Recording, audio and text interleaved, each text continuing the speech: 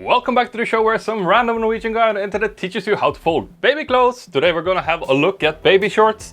I got three methods that I want to share with you. One that's really quick and easy, one that's really neat and nice for file folding, and then lastly one that's great for travel. Let's do the easy and quick one first there in case you're busy. So I like to start with the front of the shorts facing up like this. Then from here we're gonna split it down the middle and fold it in half from side to side like this. And make sure that you get this crotch area also nicely folded. From here we're simply going to split it in half from top to bottom and fold it down as well.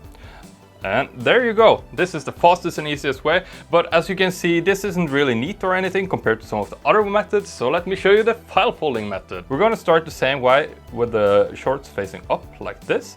Then from here we're also going to fold it in half from side to side like we did with the previous method. So here you have an option. You can fold in this crotch area like this. Just keep in mind that it will create a slight crease down there as well.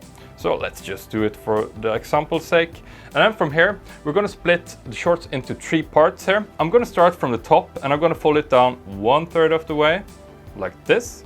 And then folding in the crotch area here and folding it down 1/3 of the way again, like this. So obviously you can store it like this as well if you want to. It's even better if you take it, lift it up like this, and you shape it like kind of a very tall pyramid, or triangle I guess, and just press it down a little bit. And there you have a nice file folded method. If you're having trouble with this, it's a lot easier if you don't fold in this little crotch area. You can also stack it. This is just cheap boxes from IKEA. It's called IKEA Skub if you're interested.